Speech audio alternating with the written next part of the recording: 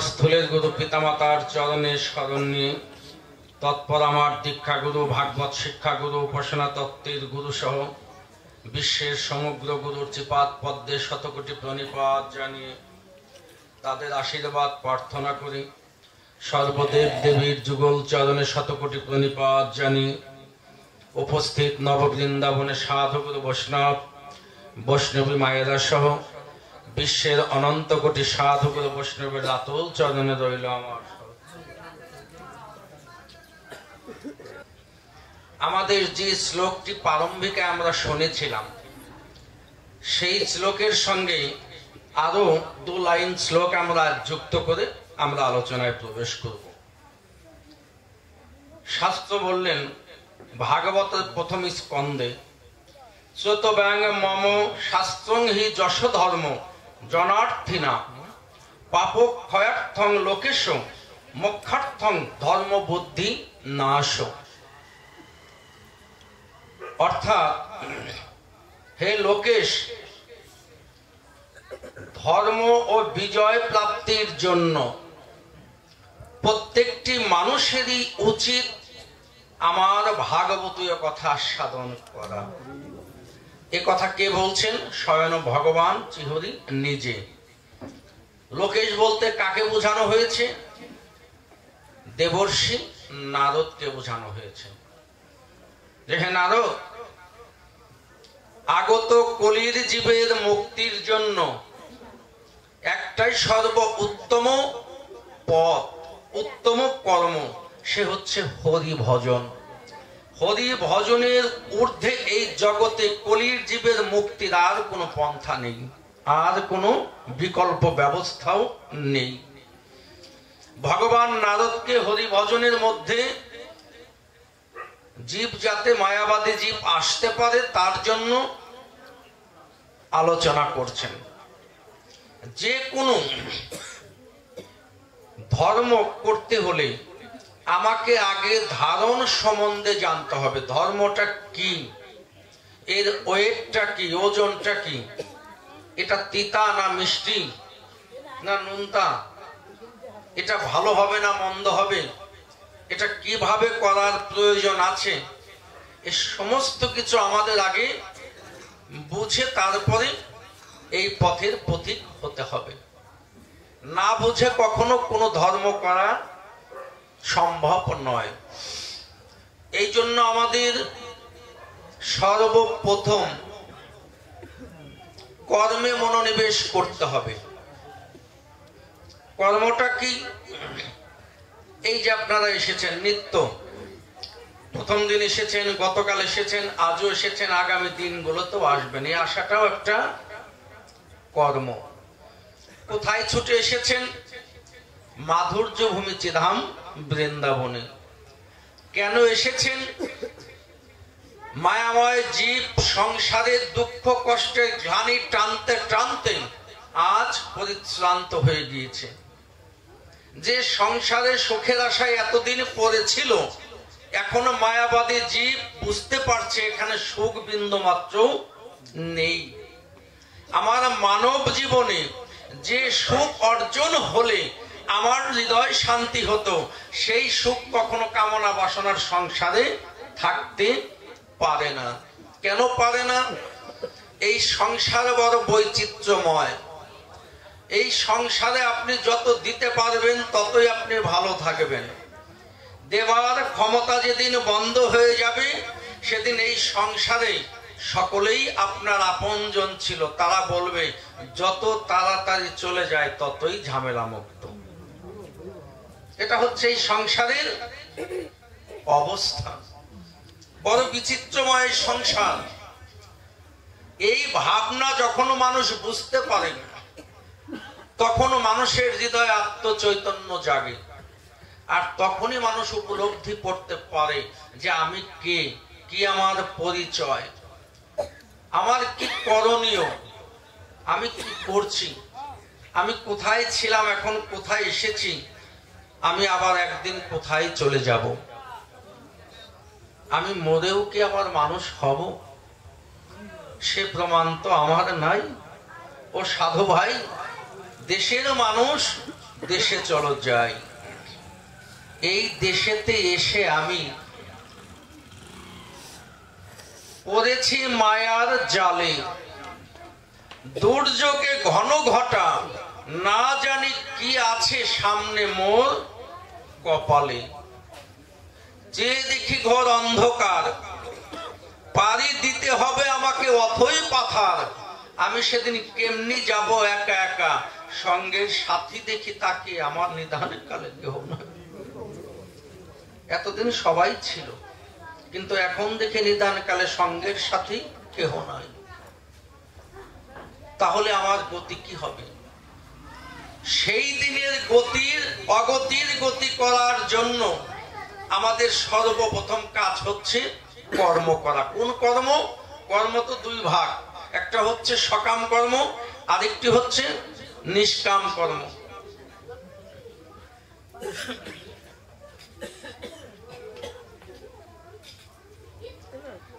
এই যে কর্মের দুইটি ভাগ, একটি সকাম একটি নিষ্কাম। তাহলে আমাকে কোন কর্ম করতে হবে? সকাম কর্ম? না, সকাম কর্ম আমাকে করলে হবে না। সকাম কর্ম তো এতদিন সংসারে টেনেছি, করেছি, বিনিময়ে কি উপকার পেয়েছি, পুরস্কার কি পেয়েছি, এরকম অনেক প্রমাণ আছে। এই সংসারে সকাম কর্ম করতে করতে পুরস্কারটা কি পেয়েছি, এখানে 100 জন থাকলে 100 জনই বলতে হবে যে কেউ না কিছু পেয়েছে। না পাওয়া লোক এখানে নেই, যে সংসার থেকে কেউ কিছু পাননি, কিছু না কিছু পেয়েছেন, কিন্তু সেই পাওয়ার মাঝে কোনো মুক্তির কথা নেই, স্বস্তির কথা নেই, শান্তির কথা নেই, সে পাওয়ায় কোনো কাজে আসছে না। তাহলে আমাকে কোন কর্ম করিলে মুক্তির সন্ধান পাওয়া যাবে? শাস্ত্র সিদ্ধান্ত দিলেন যে আমাকে নিষ্কাম কর্ম করতে হবে। যে কামনার মধ্যে থেকে এতদিন কিছু পাইনি, ওই কামনার জগৎ পরিত্যাগ করে এসে আমাকে নিষ্কাম কর্ম করতে হবে। যে কর্মের মধ্যে কোনো জাগতিক জগতের ক্ষণিকের সুখ শান্তির চাওয়া পাওয়া থাকবে না, যে কর্মের মধ্যে একটাই লক্ষ্য থাকবে, প্রভু তুমি ছাড়া আমার আর কোনো বান্ধব নেই, তুমি ছাড়া আমাদের নিদান কালে আর কোনো বান্ধব নেই, একমাত্র তুমি আমার জীবনে মরণে শয়নে স্বপনে নিশি জাগরণে একমাত্র বান্ধব, আমার সুখ দুঃখের সাথী, তুমি ছাড়া আর কেহ নেই। এই মনমনা মদ ভাব নিয়ে আমাকে কি করতে হবে? গুরুর চরণে নিজেকে সঁপে দিতে হবে। সঁপে দিয়ে গুরুর নির্দেশ অনুযায়ী আমাকে ভজন পথে এগোতে হবে। এগিয়ে যেতে যেতে যদি আমার চলার পথটা সঠিক থাকে, যদি ভুল না হয়, সঠিক থাকে, তাহলে আমার এই জীবনটা একদিন ওই গোবিন্দের রাতুল চরণে গিয়ে পৌঁছাবে। আর যদি চলতে গিয়ে গুরু পথ দেখালেন, চলতে গিয়ে যদি আমরা পথভ্রষ্ট হয়ে যাই, তাহলে আমার এই দেহ আবার সেই কামনায় জর্জরিত হয়ে ওই অধগামী হবে কোথায়? নরকে। এই জন্য চলার মাঝেও এই যে গুরু পথ দেখাচ্ছে, আমাকে এই ভক্তির পথে চলতে হবে। আমাদের সিদ্ধান্ত নিতে হবে আমি এই ভক্তির পথে পা দিয়েছি, যত বাধা আসুক না কেন আমি যেন কখনোই ভক্তির পথ পরিত্যাগ করে কুপথে ধাবিত না হই। ওই যে প্রথম দিনের কথা, কালো গাভীর ধর্ষণে সাদা গাভীটা কালো হয়ে গেল, অর্থাৎ কুলোক আমার পিছে থাকবে। গতকাল বলেছি কলি ধর্মস্থানে এসে আমাকে নরকে নেবার চেষ্টা করবে, ভক্তির পথেও কলি আমার পিছনে বাধা হয়ে থাকবে। কিন্তু যত বাধাই আসুক না কেন সমস্ত কিছু উপেক্ষা করে আমার এই দেহটা যেন রাধা মাধবের যুগল চরণ উপনীত হয়, এই মনোভাব আমাদের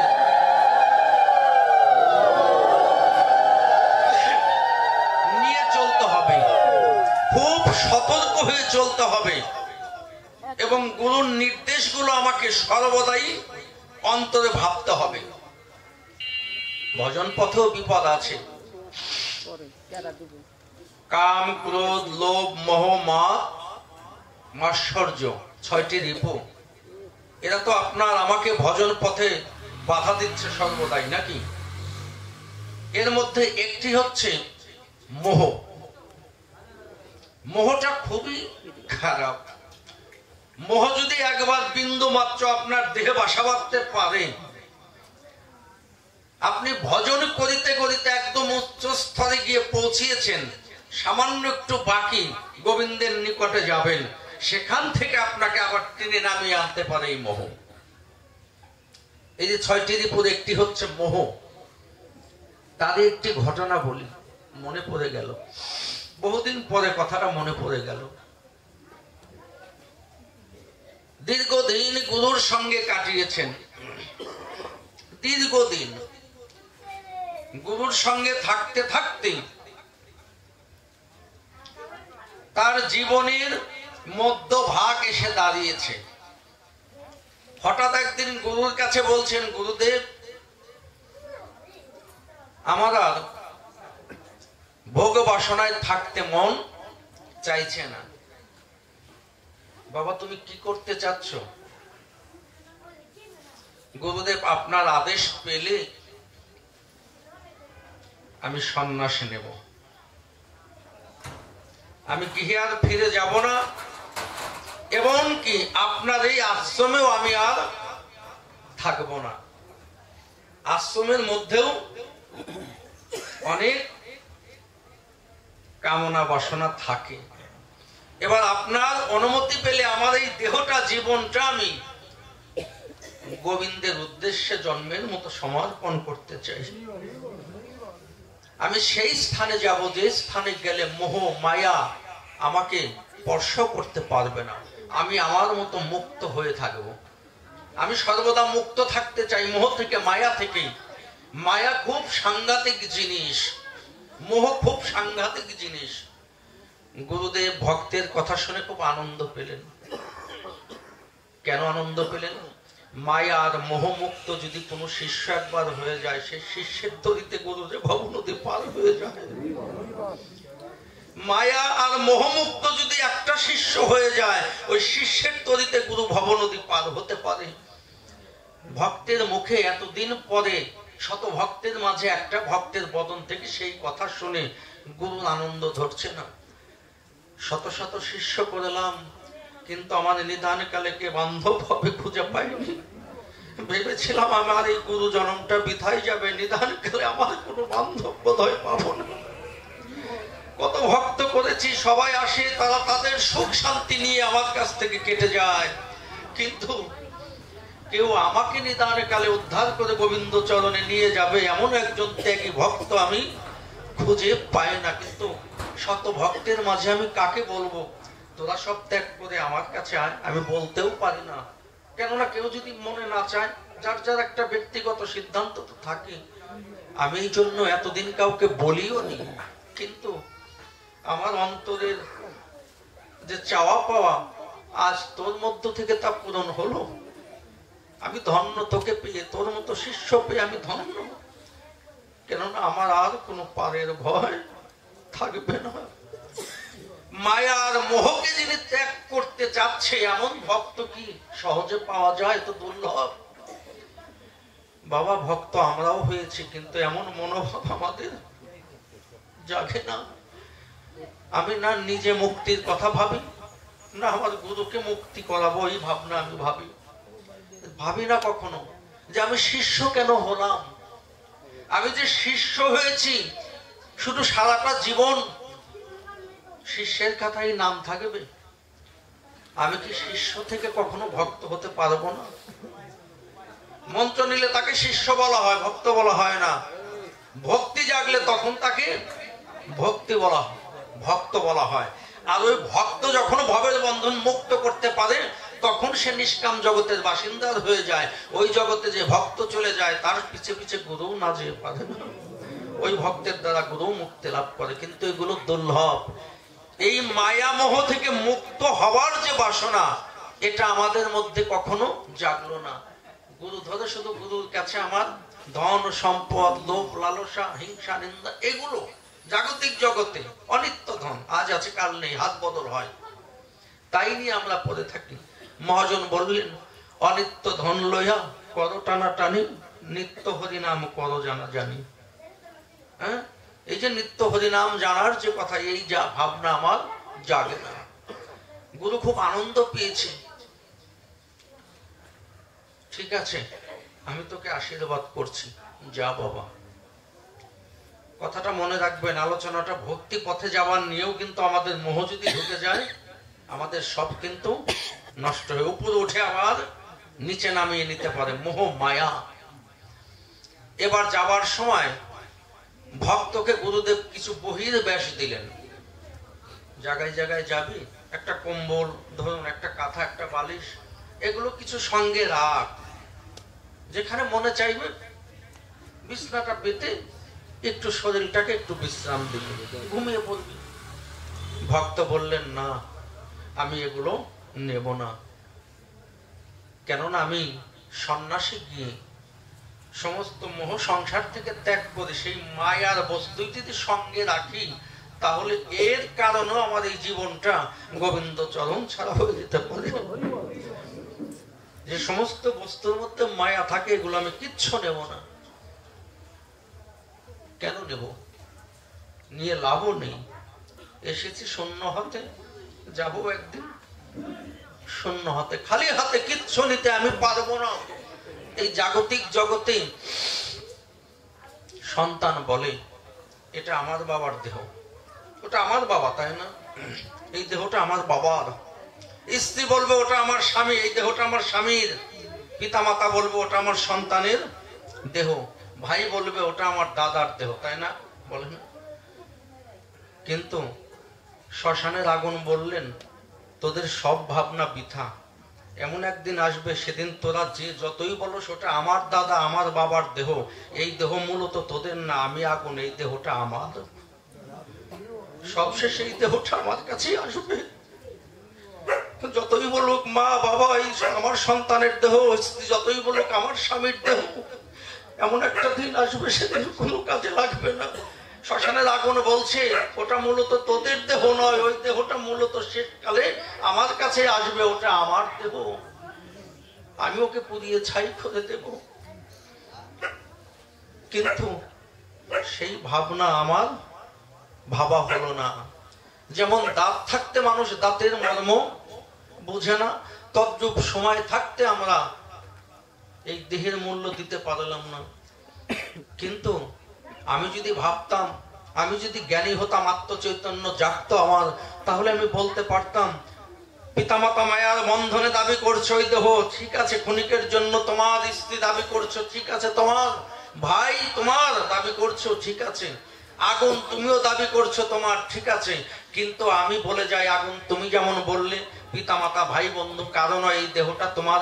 আমি আগুন তোমাকে বলছি, এই দেহ তোমারও নয়, আমার এই দেহ একমাত্র গোবিন্দের, আমার এই দেহটা একমাত্র গোবিন্দের। এই অনুভবটাকে আমি কখনো জাগিয়েছি, এই দেহটা আমার গুরুর, এই ভাবনাকে আমি কখনো জাগিয়েছি, বলেছি যে গোবিন্দ তুমি আমার হও বা না হও তাতে দুঃখ নেই, আমি জন্মের মতো তোমার চরণে আমার দেহটা সমর্পণ করলাম। এই দেহটা যে তোমার, তোমার ওই চরণের এক কোণে আমায় দাস করে রেখে দিও। গুরু তুমি ছাড়া যে আমার আর কোনো বান্ধব নেই, গোবিন্দ তুমি ছাড়া যে আমার আর বান্ধব নেই। অথচ ভাবি না, যার দেহ, এই দেহটা বাবা তাকে আমার দেওয়া হলো না, যার জন্যই তো আমার এই দেহ নিয়ে একটা পচা মৃত দেহ নিয়ে যেমন ছিগাল কুকুরে টানাটানি করে, তাই না? আমার এই দেহটা বেঁচে থাকতেও এরকম আপন জনরা টানাটানি করে, সর্বশেষ আগুনেও টানাটানি করে নাকি? কিন্তু বাবা গুরু প্রেমের আগুনে, কৃষ্ণ প্রেমের আগুনে একবার যদি জীবিত থাকতে এই দেহটা অনুরাগের আগুনে যদি একবার পুড়িয়ে নিতে পারতাম, বাবা ওই শ্মশানের আগুন আমাকে কখনোই পোড়াতে পারতো না। কিন্তু সেই জায়গায় আমি নিজেকে নিতে পারিনি। এই ভাবনা আমার ভাবে অন্তরে জাগে না, ওই ভক্তের ভেবেছে। ভক্ত এবার বলছে, আমি কম্বল কাঁথা বালিশ এগুলো কিচ্ছু নেব না, এগুলোর মধ্যে মোহ আছে, মায়া আছে, এগুলো আমি নেব না। আমি শুধু লেংটি নিয়ে বেরোবো। লেংটি মানে কোপনি আছে না, শুধু ওই কোপনিটুকু, ওই লেংটিটুকু নিয়ে আমি রওনা হব, আর কিচ্ছু নেব না। এই জায়গায় গুরুদেব থেমে গেলেন। এতক্ষণ ভেবেছিলাম তুই যখন কিছুই নিবি না, যার দেহ তার চরণে যদি একবার সঁপে দেওয়া যায়, তাহলে তার আর বাইরের কিছু লাগে না। কিন্তু তুই অবশেষে এসে কোপনি। আচ্ছা বাবা, কোপনিটা কেন নিবি? লিংটি না পড়লে, কোপনি না পড়লে তো লোক সমাজে লজ্জা পেতে হবে না? আমি যদি নেংটিটুকু না নিয়ে যাই, কোপনিটুকু যদি না নিয়ে এটুক ছাড়া যদি যাই দিগম্বর উলঙ্গ বেশে, তাহলে একটা লজ্জা আছে না? গুরুদেব আর বলতে পারলেন না মনের দুঃখটা, যে আশাটা ওটা থেমে গেল। সব কিছু করেছিস, কিন্তু লজ্জাটুকু এখনো রেখে দিয়েছিস। সবই রাখলি, কিন্তু লজ্জাটুকু গোবিন্দের চরণে, গুরুর চরণে দিতে পারলি না। ওটা এখনো তোর মধ্যে আছে। না জানি এই ল্যাংটায়, এই লজ্জায় তোর এই সুন্দর মনোভাব কোথায় গিয়ে থেমে না যায়। শুধু কোপনি আর কোমণ্ডলী নিয়ে ভক্ত চলছে, যাচ্ছে। যেতে যেতে বনের মাঝে খড়কুটোর একটা বাসা বেঁধেছে, লতা পাতা দিয়ে বাসা বেঁধে ওখানে বসে বসে নাম করে। নগরে যায়, মাধুকরী ভিক্ষা করে, যা পায় তাই এনে গোবিন্দকে দিয়ে প্রসাদ পায়। একা কোনো ঝামেলা নেই, বাড়তি কিছু করে না। বৃন্দাবনে দেখবেন আজও আছে ব্রজবাসীরা নিত্য বাবা। এমন এমন ব্রজবাসী আছে বৃন্দাবনে, অনেকেই গিয়েছেন, আমিও গিয়েছি কয়েকবার। ব্রজবাসীরা বৃন্দাবনে তারা রন্ধন করে গোবিন্দ ভক্তের জন্য আক্তা রেখে দেয়। কেউ প্রতিদিন সকালে রুটি তৈরি করে ঘি দিয়ে ভেজে। সাধুরা সেই রুটি, বৈষ্ণবরা সেই রুটি মাধুকরী ভিক্ষা এনে ওই রুটিটা কি করে জল দিয়ে ধৌত করে তারপরে সেবা করে। কেন? ঘি দিয়ে ভেজেছে। ওই ঘির খাবার বেশি খেলে শরীর তো উত্তেজিত হবে। এই যে আমরা যে ভজন করি বাবা, শাস্ত্রিক আহারের নামে, নিরামিষ খাবারের নামে, উপবাসের নামে থাল ভরে ফল খাই, ছানা সন্দেশ মাখন খাই, আর বলি মাছ মাংস আমি খাই না। আর মাছ মাংসে যেটুকু পুষ্টি তৈরি না হয়, তার চেয়ে 3 গুণ পুষ্টি তৈরির খাবার আমরা প্রতিদিন। অনেক সাধুরা পেট ভরে খায়, অনেক গুরুরা পেট ভরে খায়। খেয়ে কি করে? দেহের প্রোটিন ঠিকই তৈরি করছে, আর বলছে আমরা ত্যাগী। এইগুলো ত্যাগী, এগুলো ত্যাগী নয়। তুমি সংসারে নেই সত্য বটে, যে মানুষটি সারাদিন পরিশ্রম করে 300 টাকা অর্জন করলেন, সারাদিন পরিশ্রম করে সংসারের বাল বাচ্চার মুখে কিছু অন্ন তুলে দিলেন, তা থেকে আবার 50টা টাকা সাধুকেও প্রণামী দিলেন, গুরুকে দিলেন, তাই না? তারপর আমরা বলি ওই বেটা ভোগী, হ্যাঁ ও সংসার ভোগী। আর আমি ওই 50 টাকা, এর কাছ থেকে 50 টাকা নিয়ে আমি সাধু ত্যাগী। কিন্তু অথচ দেখবেন আমি থাকি এসি রুমে। অপরাধ নেবেন না, আছে না এরকম? আমি থাকি এসি রুমে, অথচ আমি লোক সমাজে দেখাচ্ছে আমার সংসার নেই, কিছু নেই, আমি ত্যাগী, স্ত্রী পুত্র নেই, অথচ এসি রুম। আমি দামি দামি গাড়িতে চলাফেরা করি। মহাপ্রভু কি বললেন? এমন সন্ন্যাসের কোনো মূল্য নেই। সন্ন্যাস তাহাকেই বলিবে গৃহে থেকে, কামনা বাসনার মধ্যে থেকে, সামনে খাবার আছে তারপরেও খাবারের লোভটা ত্যাগ করে খাবার নিয়ে যদি বসে থাকতে পারো তুমি, তবেই তুমি প্রকৃত সাধক। অপসরী সুন্দরী রমণী সামনে আছে, টলমল যৌবন দেহে, তোমারও টলমল যৌবন, তারপরেও ওটাকে সামনে নিয়ে তুমি যদি কামটাকে দমন করে প্রেমে রূপান্তরিত করতে পারো, তবেই সে তুমি ঊর্ধ্বরেতা সাধক। শুধু দীক্ষা নিলাম, শিক্ষা নিলাম, আর উপাসনা তত্ত্ব নিলাম, আর করলাম, আর হয়ে গেল, এতই সহজ না। চিন্তার বিষয় এগুলো। এই জন্য কথায় আছে, হাতি ঘোড়া গেল তল, মশা কয় কত জল। কত যোগী ঋষি সাধনা করে পেল না এক বিন্দু, আর আমি আমার সব চাহিদা পূরণ করবার পরে আমি বলি আমি সবচেয়ে বড় ভক্ত, বড় সাধু, বড় গুরু, বড় বৈষ্ণব। আছে না এমনটি? পাগলের প্রলাপ ছাড়া আমাদের এই প্রলাপ কোনো কাজেই, এগুলো পাগলের প্রলাপ। ত্যাগ এত সহজ নয়, ত্যাগ খুব কঠিন জিনিস। সে ত্যাগ যদি বাবা এই জায়গা থেকে কেউ অর্জন করতে না পারে, সন্ন্যাস যদি এই জায়গা থেকে তৈরি কেউ করতে না পারে, বহির্বেশ কপিনে নগরে ঘুরে বেড়ালেই তাকে সন্ন্যাসী বলা যায় না। বিরাগী, সংসারের প্রতি, বিষয় বাসনার প্রতি বিরাগ এবং কৃষ্ণের প্রতি অনুরাগ যদি না জাগে, তাকে কখনো বৈরাগী বলা চলে না। অপরাধ নেবেন না, কথায় কথা আসে, পয়েন্টে পড়ে গেলে তাই বলতে হয় সমাজ মাঝে। আজ দেখুন না, ভিতর থেকে ত্যাগ না করতে পারলে তার অবস্থা কি। গুরু কত আশা করলেন তাকে নিয়ে, শিষ্য কোন জায়গায় চলে গেলেন, সব ত্যাগ, কিন্তু অবশেষে একটা কোপ নিয়ে এটুক নেবে না কুমন্ডলী। গুরু বুঝতে পারলেন লজ্জা ত্যাগ করতে পারেনি, কেননা ভজন সাধনে আছে লজ্জা ঘৃণা ভয় তিন থাকিতে জীবের সাধন ভজন কবু নাহি হয়। একটা যদি থাকে হবে না। এবার চলছে, যাও বাবা, কোপনি নিয়ে গেলেন।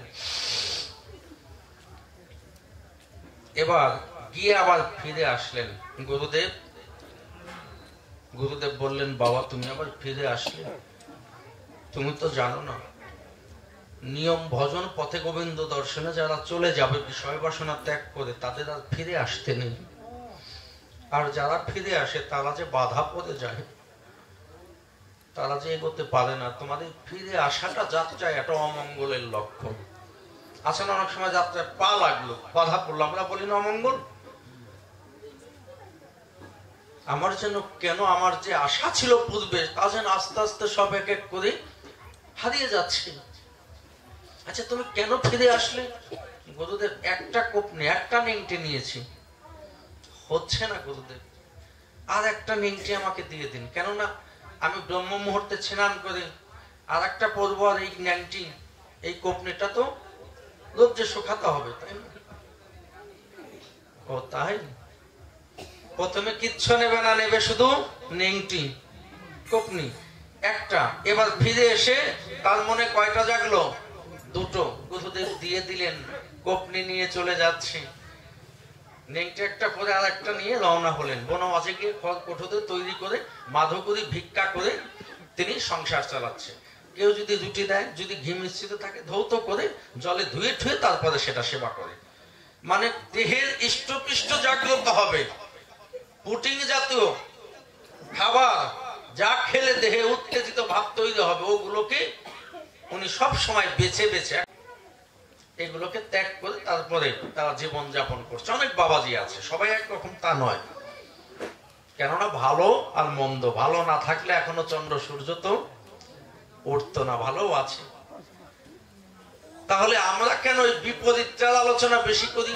আমাদের সমাজে বিপরীতের লক্ষণটাই বেশি দেখা যায়। ওদের ফিরিয়ে আনার জন্য এই লক্ষণ, এই আলোচনাটা আমাদের বেশি রাখতে হয়। এবার তিনিও খড়কুটোয় থাকে। এবার একদিন ব্রহ্ম মুহূর্তে প্রাতঃ স্নান করে কোপনিটা তিনি গাছের ডালে শুকাতে দিয়েছে, আর একটা পরে তিনি ব্রজবাসীদের বৃন্দাবনে মাধবপুরী ভিক্ষায় গিয়েছে। এখন বনের মাঝে কিন্তু বাসা বাঁধা হয়ে গেছে খড়কুটো দিয়ে, যার গাছতলায় থাকার কথা সে এখন বনের মাঝে লতা পাতা দিয়ে ঘর একটা করেছে কোন রকম। কোপনি একটা মেলে দিয়ে একটা পরে যায়। এখন ফিরে এসে বাবা কেউ যদি বাসা, ফাঁকা জায়গা কিছুই নেই, কিন্তু একটা ঘর উঠালে তখন দেখবেন বিভিন্ন প্রজাতির প্রাণীরা কিন্তু এসে ওখানে প্রবেশ করে। সাপ, ব্যাঙ, পিপিলিকা, মাকড়, শাসনা, এগুলো। এখন ওই খড় কোঠার বাসার মধ্যে ওই ভক্তের কোথা থেকে যেন একটা ইঁদুর এসে ঢুকে গিয়েছে। ইঁদুর ঢুকে গেছে। ইঁদুরের কাজকে যদি কাপড় পায়, ওর কি আর ওই জ্ঞান আছে কোনটা কোপনি কোনটা সাধন নেংটি? ওইগুলো দেখার সময় ইঁদুরের আছে বাবা? থাকে নাকি? যার ঘরে ইঁদুরে কাপড় চোপড় নষ্ট করে তারা জানে। বাবা যারা সব ইঁদুরের বিষয়ে একটু কম ধারণা। ইঁদুরের আঘাতে মায়েরা বেশি জর্জরিত। স্বামী শাড়ি দেয়, বাবার বাড়ির থেকে দেয়, বিভিন্ন জায়গার থেকে দেয়, যত্ন করে টাঙ্কে রাখে। দেখা যায় আলমারির মধ্যে এত যত্ন করে রাখে মায়েরা শাড়িগুলো, সামনে অনুষ্ঠানে পরম ফুইলে দেখে কাইটে কুটি কুটি করে ফেলাইছে। আবার ওর মধ্যে বাচ্চাও 8-10টা জন্মছে। মায়ের তখন মাথায় ইঁদুরের যন্ত্রণায় বাবা মায়েরা বেশি পড়েছে। এই জন্য বাবাজিদের যন্ত্রণাটা খুব কম। বাবাজিদের মধ্যেই যে আজকের এই ভক্ত, কেননা তার কোপ নেই। আর কোপনি পড়া তো আমাকে এখন মনে হয় নাই, না আছে এই সভাতে আজকে নাই। এখন কোপনি দেখে একটা খণ্ড বিখণ্ড করে দিয়েছে। ঘটনা কি? একটা দুটো কোপনি তার একটা ইঁদুরে খেয়ে ফেললো, নষ্ট করে দিল। উপায় কি? সর্বনাশ। আগামীকাল প্রভাতে স্নান করে আমি কি পরবো? নগরে গেলেন, গিয়ে একটু কোপনির কাপড় ব্রজবাসীদের কাছে প্রার্থনা করলেন। সেটা এনে ওটা দিয়ে আবার কোপনি আর একটা তৈরি করলেন। তৈরি করে দ্বিতীয় দিনও তিনি স্নান করে অঙ্গের পরা যেটা ছিল ভিজে গেছে ওটা আবার মেলে দিয়েছেন।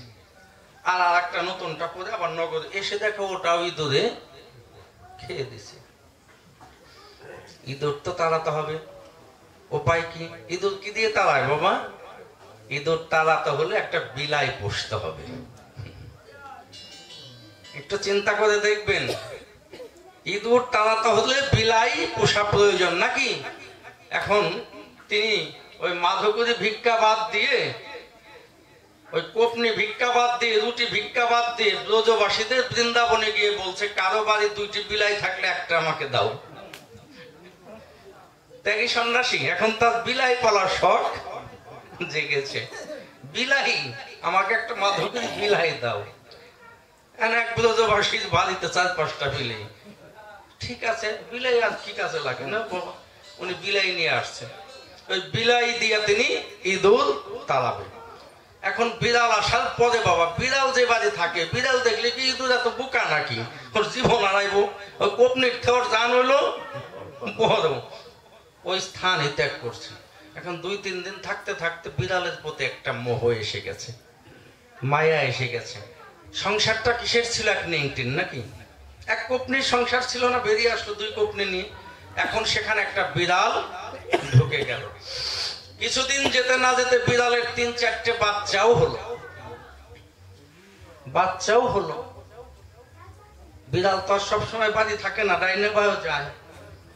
3-4টে বাচ্চা। এখন ওদের হাওমাও। এখন এই বাবাজি, এই ভক্ত সাধু মাধুকরি করে যা পায়, ওই রুটি মুটি, এগুলো তো বিলের বাচ্চা পছন্দ করে না। বিলের বাচ্চা একটু বাচ্চা গেলে একটু দুধ চুধ দরকার নাকি? এখন ওই নগরে যাওয়ার পরে বাবাজি একটু দুধ ভিক্ষা করে, আমাকে এখন আর তোমরা বিলের বাচ্চাও দিও না, রুটিও দিও না, পারলে আমার একটু বেশি করে দুধ দিও। আমার সাথে 4-5টা বিলের বাচ্চা আছে বাড়িতে। এক নিংটির স্বভাব সংসার। এখন বিড়ালে পরিণত হয়েছে। এরকম 3-4 দিন চাই, বিড়ালের বাচ্চা আস্তে আস্তে 1-2-5টা বেশি হয়ে গেছে, অতিরিক্ত হয়ে গেছে। এখন যেটুকু দুধ দেয় ওটুকে তার পোষায় না।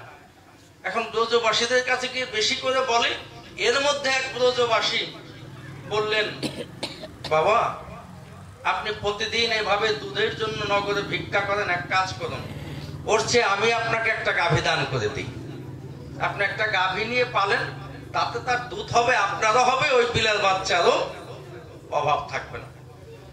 ভক্ত চিন্তা করলেন, কথাটা তো মন্দ নয়, ভালো।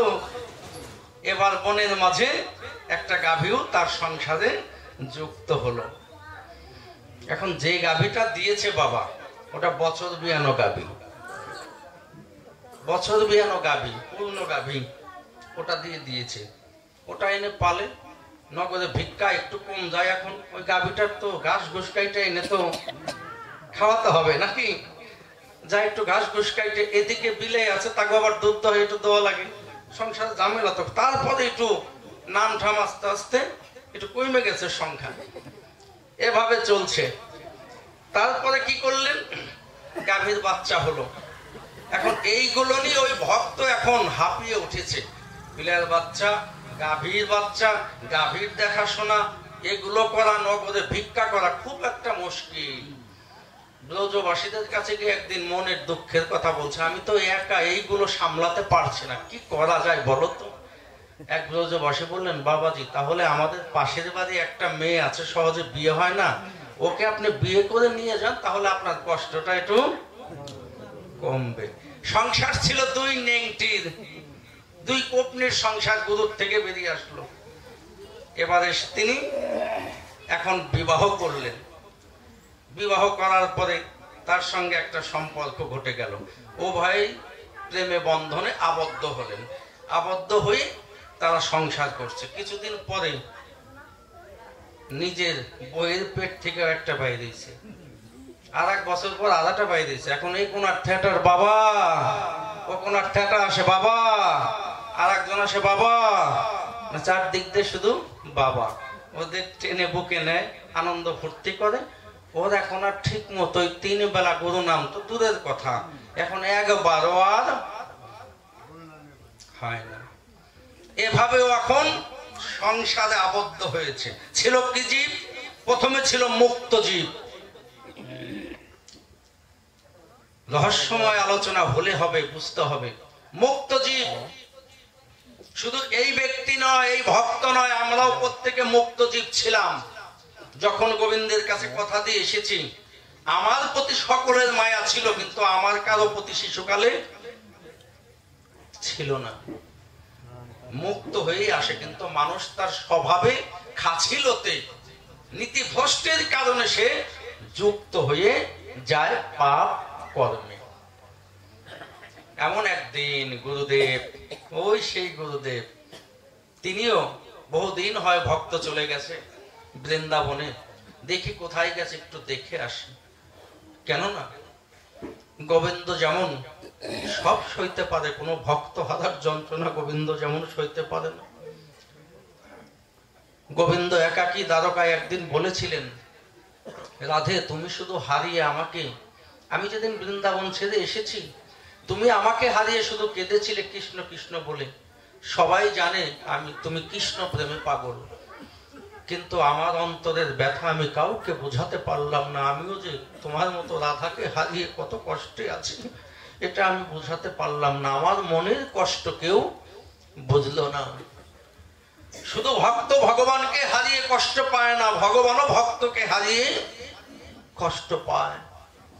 আমি অট্টালিকায় এসে বসত করেছি, দ্বারকায় রাজা হয়েছি, পাট রানী পেয়েছি, রত্ন সিংহাসন পেয়েছি, দাস দাসী পেয়েছি, সবই পেয়েছি, কোনো কিছুর অভাব নেই, ঐশ্বর্যে ভরা এই দ্বারকা নগরী। কিন্তু তারপরেও মধুর ব্রজপুরে বৃন্দাবনে যে ভক্তের ভালোবাসা ছিল, সেই ভালোবাসাতে আমি হারিয়েছি। যেদিন আমি রাজা হয়েছি, ঐশ্বর্যের সিংহাসনে বসেছি, ওই ব্রজের ধুলি অঙ্গে লাগলে, ব্রজের বাতাস অঙ্গে লাগলে যে আনন্দ পেতাম, যে ভালোবাসা, যে সুখ শান্তি, অনাহারে থাকলেও কখনো মনে হয়নি আজ আমি অনাহারে আছি। কিন্তু এখানে সব আছে, কিন্তু আমার সেই ভক্তের বৃন্দাবনের ভালোবাসা নেই। ভগবানও ভক্তকে হারিয়ে বুঝতে পেরেছিল, তাই গুরু ভক্তকে হারিয়েছে।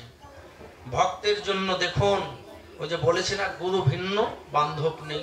প্রথম দিন একটা কথা বলেছিলাম না, শিষ্য বলেছিল আমি কামকে জয় করেছি, তাই না? প্রথম দিন আলোচনা ছিল কামকে জয় করেছি। গুরু বলেছিল গুরুর কৃপা না হলে কামকে জয় করা সম্ভব নয়। পরে শিষ্য এক রমণী মোহিনী রূপ দেখে রতিক্ষরণ হবে, তখন গুরু ওই জায়গা থেকে ওই শিষ্যকে বাঁচিয়েছিল। গুরুই পারে বাঁচাতে, গুরুই পারে মারতে। এই জন্য গুরু কি? গুরু হচ্ছেন ব্রহ্মা, গুরু হচ্ছেন বিষ্ণু, গুরুদেব মহেশ্বরম। গুরুকে ব্রহ্মার সঙ্গে, বিষ্ণুর সঙ্গে, মহাদেবের সঙ্গে তুলনা করা হয়েছে। শতগুণ, রজগুণ, তমগুণ, সৃষ্টি, পালন, আবার সংহার। ওই গুরুই পারে তোমাকে সৃষ্টি করতে, ওই গুরুই পারে সে যদি দুষ্ট হয় তোমাকে ধ্বংসের দ্বার প্রান্তে নিয়ে যেতে। এই জন্য গুরুরা সহজে চায় না শিষ্য বিপদগামী হোক, কিন্তু শিষ্যের খাছিলতে যদি চলে যায় কিছু করার থাকে না। তবুও গুরুরা চায় শিষ্যকে মুক্ত করতে, কেননা গুরুদেবরা জানে শিষ্য যদি বারবার অপরাধ করে পৃথিবীর আসা যাওয়ার মধ্যে ঘুরতে থাকে তাহলে গুরুরে বারবার এই জগতে আসা যাওয়া করতে হবে, কিন্তু এই জগতে বারবার জনি ভ্রমণ এটা ভালো নয়। তাই শিষ্য যে পর্যন্ত মুক্ত না হবে গুরুরও সে পর্যন্ত মুক্ত হওয়ার উপায় নেই। এই জন্য চায় প্রত্যেকটি গুরুদেব শিষ্য যাতে এই জন্মে সাধন ভজন করে গোবিন্দের চরণে পৌঁছে মুক্ত হয়ে যায়, ও যাতে আর এই জগতে ঘুরে না আসে, তাহলে আমিও মুক্ত হতে পারবো। কিন্তু সেই পন্থা আমাদের দেন গুরুদেব, পথ দেখান, কিন্তু আমরা পারি না। তারপরেও গুরু করুণার নিধি, গুরুর মহিমা গুরুর দয়া বলে শেষ করা যাবে না। এবার গুরুদেব ছুটলেন, যেতে যেতে তিনি সন্ধান করতে করতে কোথাও পাচ্ছে না, পথভ্রষ্ট হয়ে বনের মধ্যে প্রবেশ করলেন। এক বনের মাঝে হঠাৎ একটি ভালো একটি নিবাস, সেখানে গিয়ে চিন্তা করলেন সন্ধ্যা ঘনিয়ে এসেছে, তাহলে আজকে রাত্রেটা আমি এইখানেই এই ভক্তের গৃহে কাটিয়ে আগামীকাল থেকে আবার আমার ভক্তকে খুঁজবো। এই দেখে নিকটে গিয়ে বলেছে, কেউ কি গৃহে আছে মা?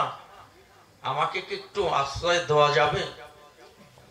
আমি একটু আশ্রয় প্রার্থী, রাত্রি শুধু থাকবো। শুধু ঘর থেকে বেরিয়েছে ওই ভক্তের বউ, বেরিয়ে তিনি, হ্যাঁ হ্যাঁ অবশ্যই আশ্রয় দেওয়া যাবে। শুনছো নাকি? দেখো এক সন্ন্যাসী এসেছে, অতিথি এসেছে, দেখো। বেরিয়ে এসেছে ভক্ত। অনেক দিনের ঘটনা, ভক্তকে গুরুদেব ঠিক বাইরের দেখে চিনতে পারছে না, অথচ এই ভক্ত কিন্তু চীনা ভক্ত ছিল, এখন চিনতে পারছে না। কেননা কোনো ভক্ত যদি গুরুর আজ্ঞা লঙ্ঘন করে কুপথে যায়, সেই ভক্তকে গুরু কখনো চিনার প্রয়োজন। অনেকেই মনের কষ্টে কথাটা একটু বুঝে নেবেন, তার মানে যে চিনে না তা নয়, এখানে এগুলো তত্ত্ব। কোনো ভক্ত যদি গুরু বাক্য লঙ্ঘন করে কুপথে যায়, গুরুর মনে ব্যথা দিয়ে, তখন অনেক গুরুদেব প্রায় মনের ব্যথায় যন্ত্রণায় সেই ভক্তকে চিনলেও চিনতে চায় না, চিনেও না চিনার অভিনয় করে। এই জন্য তিনি চিনতে পারছে না। কিন্তু ভক্ত তো অনেক বছর গুরুর সঙ্গে থেকেছে, গুরুর প্রসাদ খেয়েছে, গুরু পাঠে দাসত্ব করেছে, সৎ পথে চলেছে, তার তো একটা গুণ আছে। মাঝে সে কামনায় জড়িয়েছে এক নেংটি রক্ষা করতে গিয়ে, নাকি মাঝে আর তো কোনো অপরাধ নেই, ওর একটাই যে মোহ। গুরু কে ভক্ত চিনে ফেলেছে, ভক্ত চিনে ফেলেছে, সঙ্গে সঙ্গে কদলী বৃক্ষের মতো ষষ্ঠ অঙ্গে গুরুর চরণে নিজেকে সঁপে দিয়েছে। কে তুমি এভাবে পড়ে গেলে? গুরুদেব, আপনি আমাকে চিনতে পারেননি, আমি সেই হতভাগা যে দুটি কোপনি নিয়ে নেংটি নিয়ে চলে এসেছিলাম, আমি সেই ভক্ত, আপনার চরণের দাস। তোমাকে আমি কাঁথা বালিশ কম্বল দিতে চেয়েছিলাম তোমার শরীরের একটু আরামের জন্য, তুমি না এগুলো পর্যন্ত নাওনি। এইগুলো ত্যাগ করে তুমি চলে আসলে, যে তুমি কোনো কিছুর মোহতে জড়াবে না বললে, কোনো মোহর মধ্যে তুমি থাকবে না, অথচ এখানে তুমি এই সব পেতে বসেছো। আত্মচৈতন্য গুরুকে দেখে জেগেছে। ভক্ত তখন দুনয়নের জল ছেড়ে দিয়ে বলছে, গুরু আমি বুঝতে পারিনি, আমি ভুল করেছি, আমি বড় অপরাধী। এখন আমি যত অপরাধ করি না কেন, যত পাপ করি না কেন, আমার এই মোহ থেকে মুক্ত করার আর কোনো বান্ধব নেই, একমাত্র গুরু তুমি বিনা। তুমি আমার সমস্ত অপরাধ ক্ষমা করি, পুনরায় পূর্বের মতো তোমার মহিমার দ্বারা, তোমার করুণার দ্বারা আমার যে মোহটুকু আজ আমাকে এতদূর নিয়ে এসেছে, সেই মোহ থেকে মুক্ত করে তুমি আগের জন্মে আগের মতো আমাকে তুমি তোমার চরণের দাস করে নাও। গুরুদেব ভক্তের ধন্যতায় অপরাধ শিষ্য করে, কিন্তু অপরাধ বুঝে যদি কোনো শিষ্য ক্ষমা চায়, তখন ক্ষমা করতে গুরু বাধ্য হয়। কিন্তু কোনো শিষ্য যদি অপরাধ করে ক্ষমা না চায়, তখন কিন্তু সে ক্ষমা পেতে পারে না। ক্ষমা চাওয়ার মনোভাব তৈরি করতে হবে। তখন গুরুদেব বললেন, যা, আমি তোকে আশীর্বাদ দিচ্ছি, তোর ভিতরে মোহ থাকলেও এখন থেকে এই মোহ দূর হয়ে যাবে। তুই এই সংসার করি এখানে থেকেই তুই গোবিন্দকে লাভ করতে পারবি। কেননা তুই যে স্থানে এসে বসত করেছিস এই স্থানটা হচ্ছে চিধাম বৃন্দাবন। বৃন্দাবনের আকাশ মধুর, বাতাস মধুর। বৃন্দাবনের সাধুগুরু বৈষ্ণবের চরণ ধোলাও নাকি অনেক মধুর। একবার সেই ধুলি যদি অঙ্গে মাখা যায়, মহামহা পাপীর পাপ তাপ দূরীভূত হয়ে এই সাধুগুরু বৈষ্ণবের চরণ ধোলার গুণে জীবের সমস্ত পাপ মুক্ত হয়ে যায়। এই জন্য আমরা কি বলি, বলি না যে ধুলি মাখো মাখরে, এই না ব্রজের ধুলি আছে না। শুধু এই ধুলি আমরা নয়, ভগবান নিজেও এই ধুলি মেখেছিলেন। কেননা এই সাধুগুরু বৈষ্ণবের চরণের ধোলা আর হচ্ছে হরিনাম সংকীর্তন। এই দুইটি বস্তু হচ্ছে কলির জীবের শেষ সময়ে ভবপারের একমাত্র সম্বল। তুই যে স্থানে এসেছিস এই স্থানের পবিত্রতার গুণে যা তোর ওই মোহতে যেটুকু বন্দি করে রেখেছিল, যা এটা তুই মুক্ত হয়ে যাবি। মোহ তোকে আটকাতে পারবে না। তুই মাকড়সার মতো শুধু বুদ্ধিটা রাখ। এই জন্য বলেছে এক কবি, এক বিজ্ঞানী, যে মানুষের চেয়ে সৃষ্টির সেরা মানুষ হলেও মানুষের চেয়ে মাকড়সার বুদ্ধি বেশি, মাকড়সা জ্ঞানী বেশি। কেন? মাকড়সা আটা মিশ্রিত জালে বাসা বাঁধে, স্ত্রী পুত্র পরিজন নিয়ে মাকড়সা, তাই না? 98 জালের মধ্যে। কিন্তু ওই আঠা কখনোই মাকড়সাকে বন্দি করতে পারে না, ও মুক্ত থাকে। তদ্রূপ তুই এই সংসার করবি, এই মোহ, সংসারের মধ্যে মোহ আছে, মায়া আছে, কিন্তু এই মোহ আর মায়া যাতে তোকে আটকে রাখতে না পারে তার জন্য তুই নিত্য সন্ধ্যা কৃষ্ণ নাম জপ করবি। যে নাম তোকে আমি দিয়েছি এই নাম জপ করবি। এই নাম জপে দেখবি মোহ মায়া পাশ খণ্ডন হয়ে তুই একদিন মুক্ত হবি। আশীর্বাদ দিলেন। এখানে কি আমাদের মোহ, যে কথা প্রথমে ছিলাম, এই জন্য এই মোহ থেকে মুক্ত হওয়া যায় একমাত্র এই মাধুর্য ভূমি বৃন্দাবনে আসলে। চলার পথে মানুষ পথভ্রষ্ট হতেই পারে নাকি? মনে নামছে মতিভ্রম, ভুল মানুষের থাকতেই পারে, কিন্তু সেই ভুল থেকে সংশোধন হবারও রাস্তা ভগবান দিয়েছে। কোথায় আসলে সংশোধন হওয়া যায়, মানব জীবনের চরিত্র পরিবর্তন করা যায়? এই যে বৃন্দাবনে। এই জন্যই বৃন্দাবনের 3টি ফল। কাদের কাদের জন্য? একটি ফল অলরেডি আয়োজকরা পেয়ে গেছে। আয়োজক আর কৃষ্ণ কথা পরিবেশন কারক আর শ্রবণ কারক, এই 3-এর সমন্বয় এই যে বৃন্দাবন। এবার আয়োজকরা ফল পেয়েছে, মানে যারা এই বৃন্দাবন সাজিয়েছে, 5 দিন ভাগবত, 2 দিন নাম, 1 দিন লীলা, নাকি 8 দিনের অনুষ্ঠান যারা সাজিয়েছে তারা ফল পেয়ে গেছে। ভগবান তাদের ফল সবার আগে দেয়। যারা কৃষ্ণ কথার বাজার লাগায় তাদের আগে ফল দেয় ভগবান, কিন্তু বুঝতে পারে না আমরা কি ফল। তারা কি পেল? তারা অতীত রূপে নারায়ণ এই সাধুগুরু বৈষ্ণবের চরণ ধুলি তারা লাভ করেছে। তাদের বাড়িটা এখন নব বৃন্দাবনে পরিণত হয়ে গেছে। ভগবান নগদে তাদের আগে ফল দেন। যারা আয়োজন করেন তাদের ফলটা আগে দান করেন। বাকি থাকলো কজন? 2 জন প্রবচনকারী, মানে বক্তা কিংবা পাঠক কিংবা কীর্তনিয়া। এদের কি থাকবে? এদের পুণ্য দেবে কিভাবে?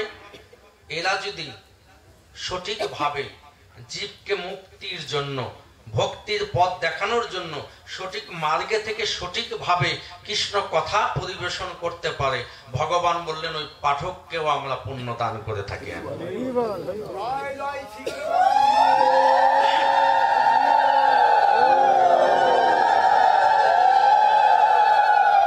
তাহলে পাঠকেরও গেল, বাকি রইল এখন কোনজন? শ্রোতা, নাকি? ভগবান এই জায়গায় একটু সমস্যায় পড়ে গেলেন। বক্তাকেও ছেড়ে দিলেন, আয়োজকদেরও ছেড়ে দিলেন, কিন্তু বাকি রইল 3 নম্বরের শ্রোতা। এরাই কিন্তু মূল। এরা না আসলে আয়োজন বৃথা, তাই না? পাঠকের পাঠ করাও বৃথা, অথচ তাদের নিয়ে একটু সমস্যায়। এই সমস্যা কি? এই সমস্যা থেকে মুক্তির জন্য ওই যে শ্লোকটি আজকে যুক্ত করেছি, 4 শ্লোক ভাগবত প্রথম দিন বলেছি, আর যে শ্লোকটি চতুবং মম, যে শ্লোকটি আজকে যুক্ত করেছি, এই শ্লোকের তাৎপর্য তাদের যে এখানে যারা আসবে তারা সবাই যে আমার করুণা পাবে এমনটি নয়। আমি পাঠককে মুক্ত করতে পারি, গৃহকর্তাদের আগে ফল দিয়ে দিই, কিন্তু যারা আসে এদের মধ্যে অনেকেই আনমনা হওয়ার কারণে বৃন্দাবনে এসে কৃষ্ণ কথা কানের মধ্যে দিয়ে হৃদয়ে না ঢুকিয়ে কান্দে বার করে দেয়, আমার নামের মহিমা অনুধাবন করে না বলে তাদের আমি কৃপা করতে পারি না। আমি কাকে করি? যারা সমস্ত ইন্দ্রিয়গুলো একমুখী করি, একাভাবে আমার কৃষ্ণ কথায় নিজেকে সমর্পণ করে দিয়ে, কৃষ্ণ প্রেম সাগরে ডুব দিয়ে আমার অধরামৃত নামামৃত সুধা আস্বাদন করে, আমি তাদের কোটি জন্মের পাপ থেকে মুক্ত করে আমার চরণের দাস করে জন্মের। তাহলে শ্রোতাদের মধ্যে একটু সংশয় থেকে যায়, যারা এই মনে শুনবে তারা মুক্ত হবে, আন মনে যারা থাকবে তাদের বলে সহজে মুক্ত করবে না। তাই বলে কি তাদের অনেকে ভাবতে পারেন যে আমাদের মন তো এদিক ওদিক, তাহলে আমরা কি মুক্ত হব না নাকি? না, আপনারাও হবেন, অপেক্ষায় থাকুন। আজ মন স্থির হচ্ছে না, কাল আসুন, একটু ঠিক হতেও পারে, পরশুদিন আসুন। আপনাদের জন্য নিত্য আসা, যাদের মন স্থির হয় না কৃষ্ণ কথায়, তাদের নিত্য আসা যাওয়ার মধ্যে থাকতে বললেন। আস্তে আস্তে কি হবে? একদিন আপনার মন স্থির হয়ে যাবে। কিভাবে? আসা যাওয়া করতে থাকুন গোবিন্দের কাছে, দেখবেন একদিন কখন যেন গোবিন্দ আপনাকে আপনার করে নিয়েছে।